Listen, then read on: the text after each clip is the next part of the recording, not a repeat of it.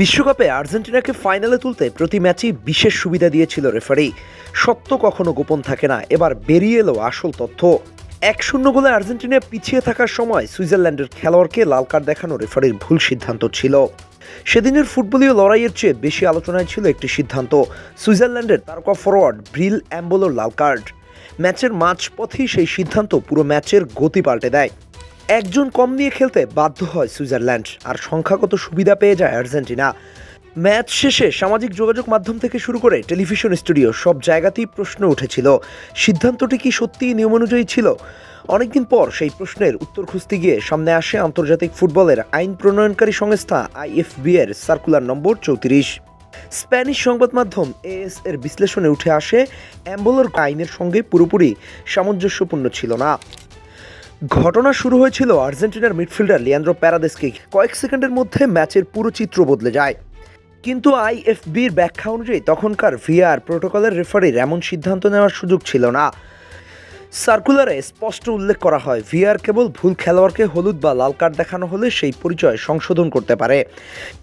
যেমন ডাইভিংয়ের অভিযোগ এনে নতুন করে হলুদ কার্ড দেওয়া, সেটি সেই সময়ের আইনের আওতায় ছিল না। অর্থাৎ প্যারাদেসের হলুদ কার্ড বাতিল করা সম্ভব হলেও অ্যাম্বোলোর বিরুদ্ধে নতুন করে হলুদ কার্ড দেখানোর নিয়ম সম্মত ছিল না। সেক্ষেত্রে অ্যাম্বোলো মাঠে থাকতেন এবং সুইজারল্যান্ড ম্যাচের বাকি সময় 11 জন নিয়েই খেলতে পারত। এই ব্যাখ্যা সামনে আসার পর নতুন করে প্রশ্ন উঠছে, ম্যাচের সবচেয়ে গুরুত্বপূর্ণ মুহূর্তে একটি ভুল প্রোটোকল প্রয়োগ কি ম্যাচের ফলাফলে প্রভাব ফেলেছিল? অবশ্য আইএফএবি কোথাও বলেনি যে আর্জেন্টিনাকে ইচ্ছাকৃতভাবে সুবিধা দেওয়া হয়েছিল বা ম্যাচের ফল পরিবর্তনের উদ্দেশ্যে সিদ্ধান্ত নেওয়া হয়েছিল। বরং তারা স্বীকার করেছে এমন পরিস্থিতিতে ভিআর ব্যবহারের সীমাবদ্ধতা আরও পরিষ্কার করার প্রয়োজন ছিল। ভবিষ্যতে যাতে একই ধরনের বিভ্রান্তি তৈরি না হয়, সেজন্য আইন ও নির্দেশিকা আরও পরিমার্জনের বিষয়টিও বিবেচনায় নেওয়া হচ্ছে। একই সঙ্গে ওয়েফা রেফারিদের স্মরণ করিয়ে দিয়েছে, ভিআর কোনো দ্বিতীয় রেফারি নয়। এর কাজ কেবল স্পষ্ট ও সুস্পষ্ট ভুল সংশোধন করা, প্রতিটি সিদ্ধান্ত নতুন করে বিশ্লেষণ করা নয়। বিশ্বকাপের ইতিহাস অসংখ্য ম্যাচ বিতর্কের জন্ম দিয়েছে, কিন্তু খুব কম ঘটনাই এমন যেখানে ম্যাচ শেষ হওয়ার পর আইন প্রণয়নকারী সংস্থার ব্যাখ্যাই আবার সেই বিতর্ককে নতুন জীবন দিয়েছে। অ্যাম্বোলোর লাল কার্ডের ঘটনাও এখন সেই তালিকার অন্যতম আলোচিত উদাহরণ। ফুটবলে যদি শব্দের কোনো মূল্য নেই, ইতিহাস বদলায় না, কিন্তু ইতিহাসকে ঘিরে প্রশ্নও থেমে থাকে না।